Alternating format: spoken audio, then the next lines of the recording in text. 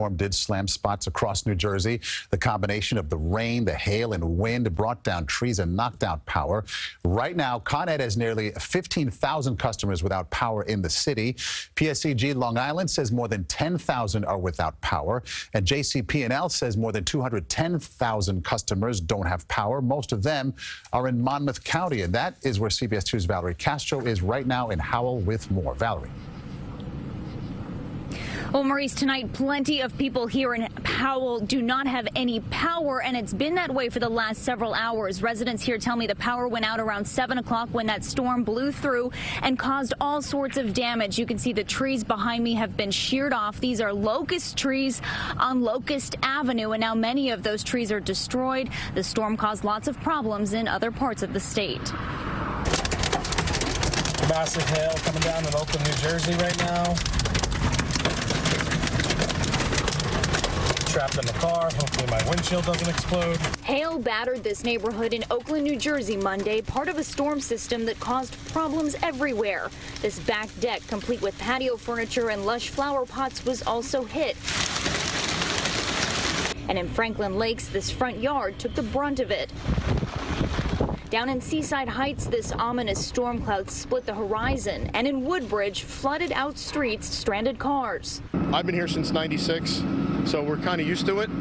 But the problem is some of the newer people that have moved in are really having trouble.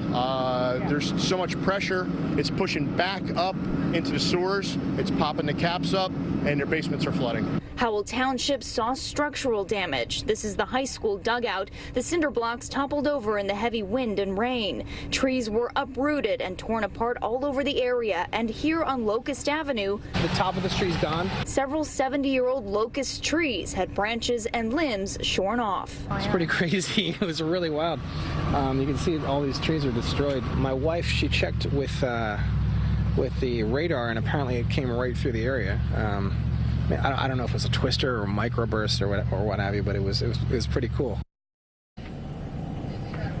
And right after the storm, residents tell me a lot of these tree branches and limbs were actually laying across the roadway, but the town Office of Emergency Management got out here, got things cleaned up, and took care of a lot of the problems. But of course, there will still be more cleanup come tomorrow morning. Reporting live in Howell, New Jersey, Valerie Castro, CBS 2 News. Valerie, thank you. Parts of the city also hit hard by the downpour. There's the scene earlier tonight on the Van Wyck Expressway. You can see the construction barrels half submerged and cars inching by with water covering their tires.